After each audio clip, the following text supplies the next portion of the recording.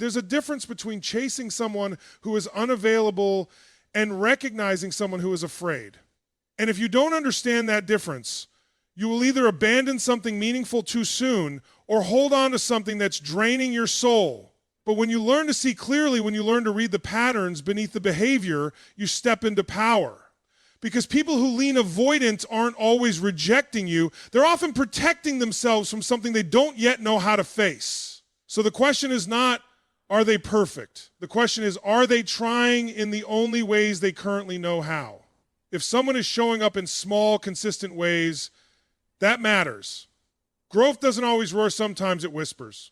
If they pull away but don't disappear forever, that matters, because it means the connection still has gravity. If they struggle to say I love you, but they show up when it counts, that matters, because actions are often the language of the emotionally guarded. Now let me be clear, this is not about tolerating neglect. This is not about shrinking yourself to fit someone else's fear. This is about recognizing potential paired with movement. Because love is not built on perfection, it's built on progression. And if you see someone making even the smallest effort to grow, to open, to return, then you are not dealing with indifference. You are dealing with resistance. And resistance can be transformed, but only if you approach it with strength, clarity, and emotional leadership. You cannot force an avoidant person to change, but you can create an environment where growth becomes safer than fear. That means you stand grounded in your worth. You communicate with certainty, not desperation. You give space, but not at the cost of your standards. Because here's the truth most people miss. People don't open up because they're pressured. They open up because they feel safe and because they see that staying closed costs them something. Real. So if they're showing signs, small, imperfect, inconsistent signs, that they care, that they return, that they try again, then don't confuse slow growth with no growth. Great relationships are not found, they are built. And sometimes the strongest love stories are not between two people who had it all figured out, but between two people who are willing to learn. So the real question is, are you witnessing fear or are you witnessing a refusal to grow? Because one requires patience and strength. The other requires you to walk away. Know the difference, and you will transform not just your relationships, but your life. Consistency doesn't always look the way you expect it to, especially when you're dealing with someone who has an avoidant nature. Most people are conditioned to recognize love through intensity, frequency, and emotional expression. But here's where you need to sharpen your awareness. Not everyone shows up loudly. Some people show up quietly, subtly, almost in ways that are easy to miss if you're only looking for grand gestures. When someone is emotionally guarded, their consistency often reveals itself in the smallest patterns. Maybe they text you every day, but it's brief. Maybe they check in on you, not with deep conversations, but with simple questions. Maybe they don't pour their heart out, but they remember things you said weeks ago. That's not accidental. That's intention, expressed through a different emotional vocabulary. You have to train yourself to see the difference between inconsistency and understated consistency. An avoidant person may not overwhelm you with affection, but if they're reliably present in some form, that's a signal. It means despite their internal resistance, they are choosing connection. And choice matters more than comfort, because for someone avoidant, connection is often uncomfortable. Think about that. What you take for granted as basic effort might actually require significant internal effort for them. Sending a message, staying in touch, not disappearing completely. These aren't small things in their world, they're steps outside their emotional safety zone. Now, does that mean you accept crumbs? Number. You don't lower your standards, but you refine your perception. Because if you misread quiet consistency as lack of care, you might walk away from something that's slowly, genuinely building. Watch their patterns over time, not their words in a single moment, not their mood on a bad day. Patterns. Do they circle back? Do they maintain some level of presence even when things get uncomfortable? Do they keep a thread of connection alive, even if it's thin? That thread matters. Consistency in this context is not about perfection, it's about reliability within their capacity. And capacity grows over time when it's met with stability, not pressure. If every time they show up in a small way, they're met with criticism for not doing more, what happens? They retreat. Not because they don't care, but because Their effort feels inadequate. And when effort feels like failure, people stop trying. But when small efforts are recognized, not overly praised, not exaggerated, but simply acknowledged, they expand. People lean into what feels safe to grow. So your role here is not to become a validator of minimal behavior, but to become a sharp observer of trajectory. Are things staying stagnant, or are they slowly evolving? Because slow evolution rooted in consistency is far more powerful than occasional bursts of intensity followed by emotional disappearance. Anyone can show up strong for a moment. That's easy. It's emotion-driven, reactive, but consistent presence, even in a limited form, that's a choice made again and again. And repeated choice builds trust. You're not looking for someone who is perfect from the start. You're looking for someone who keeps choosing to show up, even when it challenges their natural tendencies. That's where real growth lives. When someone who is naturally avoidant begins to open up even in small, brief, imperfect moments, you have to understand something most people completely miss. This is not casual behavior for them. It is not the same as someone who is naturally expressive, letting things flow easily. For an avoidant person, opening up is often a disruption of their internal safety system. It is a step outside of their emotional comfort zone, and that means it carries weight, even if it doesn't look dramatic on the surface. Most people measure emotional openness by depth, length, and intensity. But with avoidant attachment patterns, the real signal is attempt. The attempt to share something personal. The attempt to let you see a layer that they normally keep tightly controlled. The attempt to stay present in emotional discomfort instead of shutting down completely. That is not accidental. That is not insignificant. That is progress trying to happen through resistance. You may notice it in moments that seem almost too small to matter. A sentence that reveals a personal fear. A short confession about something they usually avoid talking about. A moment where they stay in a difficult conversation a little longer than they normally would. And then they retreat again. From the outside, it looks inconsistent. But from a deeper perspective, it is exposure. It is vulnerability trying to break through a protective wall that has been built over years. And here's where emotional intelligence becomes critical. If every attempt they make is met with impatience, pressure, or demands for more, you are not encouraging growth, you are reinforcing retreat. Because for someone who already struggles with emotional closeness, the fear is not just being seen, it's being overwhelmed once I am seen. So when they open up, even briefly, your response matters more than you realize. If you meet it with grounded presence instead of emotional escalation, you create a psychological signal that says it is safe to be here. Not perfect, not intense, safe. Now, this does not mean you chase or over-celebrate every small disclosure. That would distort the dynamic. It means you recognize it internally for what it is. Evidence that their emotional system is not fixed. It is responsive. It is capable of movement. Avoidant individuals often oscillate between closeness and withdrawal. But within that oscillation, there are critical moments of softening, moments of honesty, moments where the emotional armor loosens. Those are not accidents. Those are openings. And openings, if handled with pressure, close quickly. But if handled with calm steadiness, they widen over time. You have to learn to tolerate the pace. This is where most people struggle, because they confuse not enough yet with not going anywhere.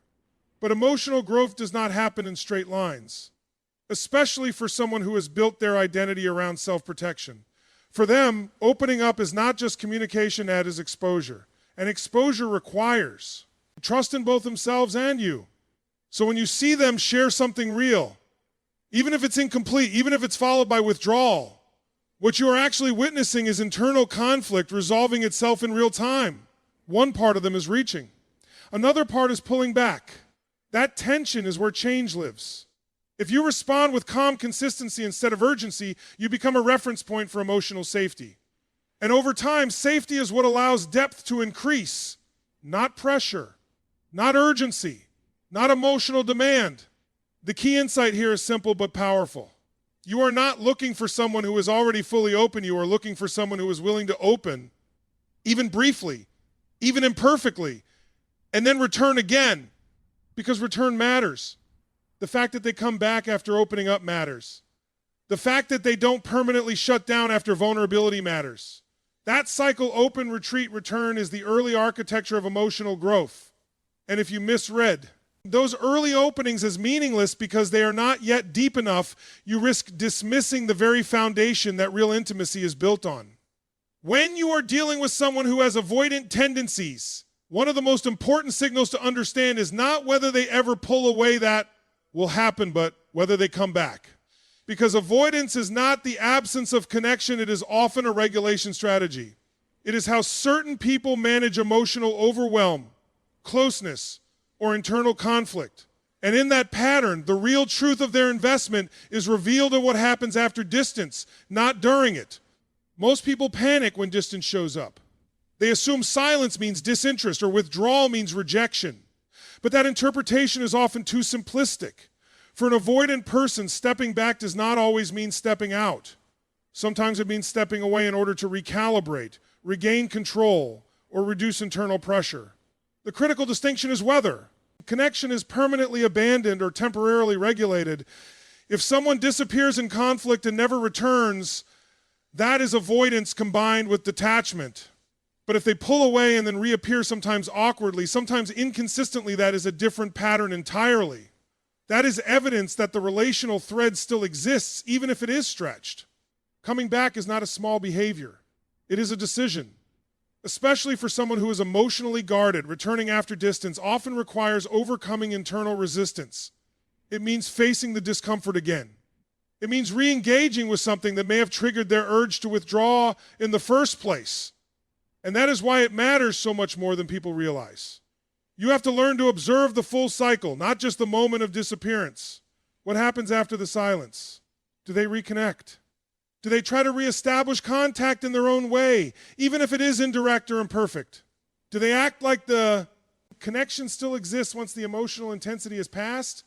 These are the indicators that tell you the bond is still psychologically active for them. Because emotional avoidance is not always about cutting ties, it is often about controlling proximity. Too close feels overwhelming. Too far feels empty. So they oscillate. And in that oscillation, return is the anchor point. It shows that despite their need for distance, the connection has not been erased internally. Now, this does not mean you tolerate endless cycles of disappearing and reappearing without accountability. There is a difference between a nervous system trying to regulate itself and a pattern that lacks respect or responsibility. Your awareness must include boundaries, but within those boundaries, you also need clarity. Return is data. It tells you that the bond still holds some level of significance for them. Many people misinterpret return as inconsistency alone, when in reality, it can also be evidence of attachment, struggling to stabilize. Someone who truly feels nothing does not return. They do not re-engage. They do not circle back into connection. Disinterest is clean. Avoidant attachment is not clean, that is conflicted. So when they come back after distance, the question is not just why did they leave, but also what brings them back. Is it curiosity? Is it emotional pull? Is it comfort? Is it unresolved connection? The answer matters less than the pattern itself. The thread is not fully broken. And your role in that dynamic is not to chase the return or punish the absence. It is to observe whether the cycle shows any evolution over time. Does the distance shorten? Does the return become more stable? Does communication improve after reconnection? These are signs of movement, not perfection. Because growth in avoidant patterns rarely looks like a straight line toward closeness. It looks like repetition with slight improvement. Distance return, but with gradual shifts in. Duration, intensity, or emotional availability. That is how change actually forms. And if you can recognize the meaning of return without becoming dependent on it, you maintain your emotional clarity. You do not confuse inconsistency with absence of care. You do not confuse distance with finality. You read the full cycle, not just the painful moment in the middle of it. Respect from someone who is emotionally avoidant does not always arrive in the form people expect. You may not get constant verbal reassurance, deep emotional validation, or expressive affirmation. But respect, in this context, shows itself in something more subtle and in many ways more revealing. How they treat your boundaries when closeness itself feels uncomfortable for them. This is where many people misjudge avoidant individuals. They assume emotional distance automatically equals disregard. But avoidance and disrespect are not the same thing. Avoidance is often about self-protection, disrespect is about disregard for your worth. One is internal conflict. The other is external neglect. The difference is crucial. If someone consistently respects your boundaries even while struggling with emotional intimacy, that is not a small detail. That is evidence of character under pressure. Because when people feel emotionally overwhelmed, their natural tendency is to either withdraw completely or overstep boundaries in confusion. So when someone instead pauses, adjusts, and acknowledges your limits, even imperfectly, that shows something important. They are still considering you, even in their discomfort. Respect and avoidant dynamics often looks like restraint. They may want space, but they don't manipulate you to get it. They may struggle with closeness, but they don't violate your emotional or physical boundaries to manage that discomfort. They may not always explain themselves clearly, but they don't consistently dismiss your needs either. This is not perfection is awareness in action. You need to observe how they behave when there is tension between their need for distance and your need for clarity. Do they disappear without explanation and leave you in emotional chaos? Or do they communicate in their own limited way that they need space, even if it is brief or awkward? The presence of acknowledgement matters, because acknowledgement means they are not treating your emotional reality as irrelevant. Respect is also revealed in how they respond when you assert yourself. When you say, "This doesn't work for me," or "I need more clarity," do they attack your needs, minimize them, or punish you emotionally? Or do they pause, even if they struggle, and try to adjust in some way? Even partial adjustment is significant when dealing with someone whose instinct is to retreat from emotional pressure. Now, it is important not to romanticize inconsistency. Respecting boundaries does not excuse emotional unavailability or justify staying in a one-sided dynamic. But it does give you data about whether the person sees you as someone whose feelings matter. Because someone who repeatedly ignores boundaries is not just avoidant, they are disengaged from mutual responsibility. Avoidant individuals often fear being controlled or engulfed. That fear can make them hypersensitive to perceived pressure. But here is where maturity shows. Even with that fear, do they still recognize your right to have needs? Do they still make space for your emotional existence, even if they cannot always meet it fully? Respect is not measured by emotional perfection. It is measured by whether your boundaries survive contact with their discomfort. And there is another layer people often miss: consistency of respect over time. Anyone can respect boundaries when things are calm. The real truth emerges when there is tension, misunderstanding, or emotional activation. In those moments, do they still hold some level of regard for your limits, or do they abandon them entirely? Because emotional closeness will always test boundaries, especially with someone avoidant. Their instinct may be to retreat, but retreat is not the same as disregard. The key difference is whether the retreat still contains consideration for you as a person. If they say, "I need space," that is a boundary being communicated, not a boundary being violated. If they step back, but later return and re-engage without erasing your feelings, that shows relational responsibility within their capacity. If they consistently avoid disrespecting your limits, even while struggling with intimacy, that is a sign they are not operating from indifference. Respect is often quiet. It does not always announce itself with emotional warmth. Sometimes it appears as restraint, awareness, or the absence of harm. And in avoided dynamics, that absence matters. Because you are not just looking for someone who can feel deeply, you are looking for someone who can hold your emotional reality in mind, even when their own internal world feels complicated. People often misunderstand how emotional expression works in avoidant individuals because they expect love to be spoken, labeled, and declared in obvious ways. But for someone who is naturally guarded, emotionally self-contained, or uncomfortable with vulnerability, words are not always the primary channel of care. In fact, words are often the last thing they rely on when it comes to expressing what they feel. So if you are waiting for constant verbal reassurance, you may miss something far more important: action-based care.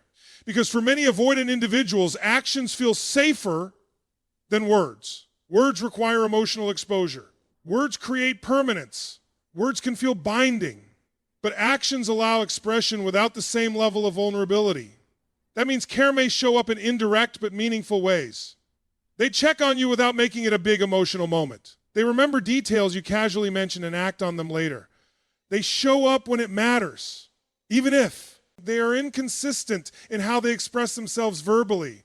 They help, they respond, they return, they maintain some level of presence, even if they struggle to articulate what that presence means. And this is where emotional maturity becomes essential. If you only measure love through verbal affirmation, you will misread a lot of genuine care as absence. Because someone can deeply value you without having the emotional fluency to constantly express it in words. Actions carry weight precisely because they require effort. A message sent after emotional distance, a check-in after silence, a small gesture of support when it is inconvenient for them, these are not random behaviors. They are choices.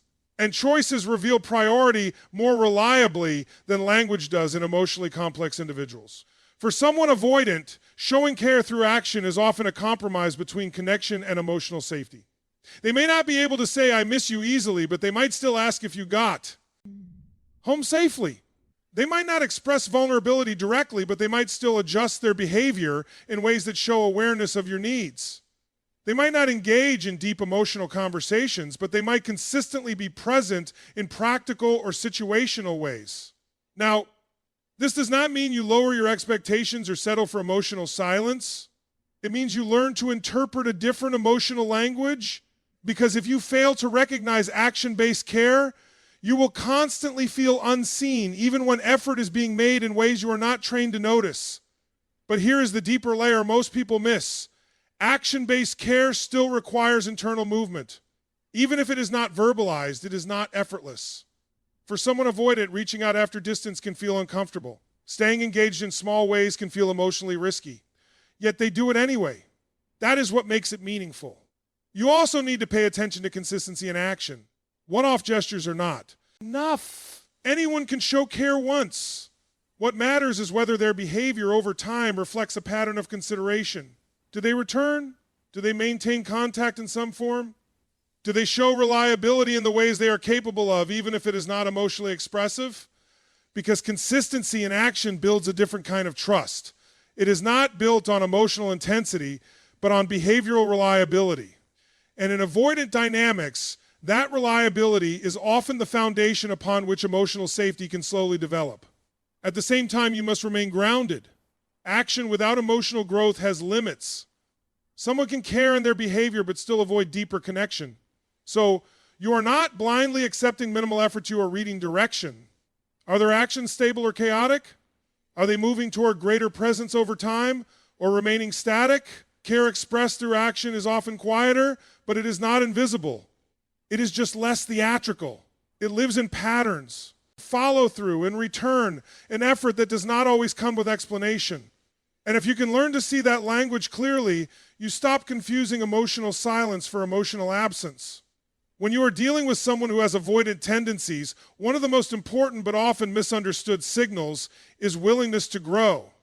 Not perfection, not transformation overnight, not sudden emotional availability, but a subtle, steady openness to reflect on their own patterns instead of denying them entirely. Because avoidance is not just a behavior, it is a protective structure. It is built over time through experiences that taught a person that emotional closeness can feel overwhelming, unsafe, or destabilizing. So expecting them to dismantle that structure quickly is unrealistic. What matters instead is whether they are even willing to look at it. Willingness to grow often shows up in small, easily overlooked ways. It may sound like them acknowledging after a period of distance, they tend to pull away. It may appear as them admitting they struggle with emotional closeness, even if they cannot fully explain why. It may be them recognizing patterns in their behavior without immediately becoming defensive or shutting down the conversation. These are not dramatic breakthroughs. They are openings. And openings matter more than declarations. Because someone can say all the right things without any real intention of changing. But someone who is genuinely willing to grow will often show hesitation, reflection, and gradual adjustment rather than polished emotional speeches. Growth is rarely eloquent in the beginning. It is clumsy. It is inconsistent. It is uncertain. But it is real when it is accompanied by self-awareness. You have to pay attention to whether they take responsibility for their patterns, even in small ways. Do they dismiss everything as external circumstances? Or do they ever say, I notice I tend to shut down, or I realize I pull away when? Does it feel intense? That shift from blame to awareness is significant because awareness is the foundation of change. But awareness alone is not enough. What matters even more is whether awareness leads to any behavioral adjustment over time. Do they make even minor efforts to stay engaged a little longer during emotional discomfort? Do they return more consistently after pulling away?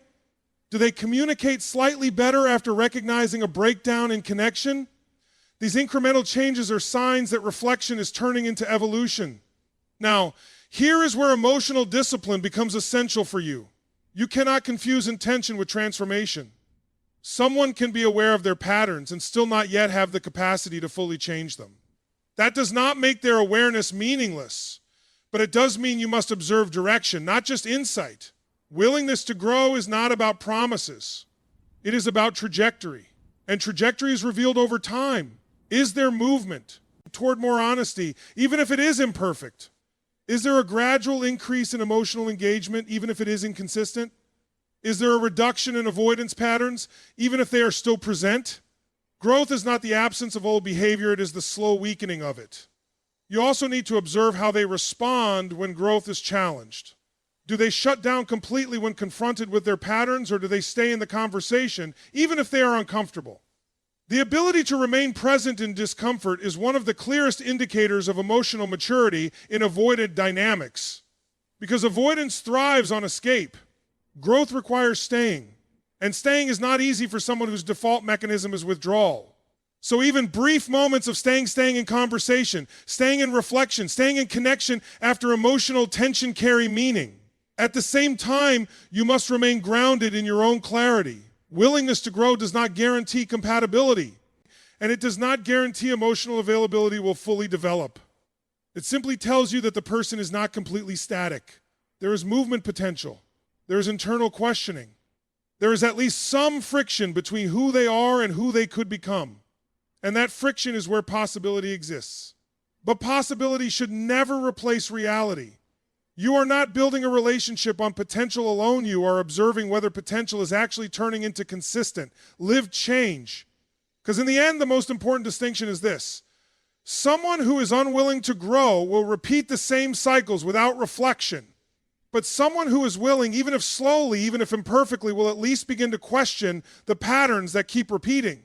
And questioning is the first true break in any cycle that has been fixed for too long. Thank you for your time and attention. May you move forward with clarity and strength in every connection you choose. Goodbye, and take care as you continue building relationships that honor your growth and peace.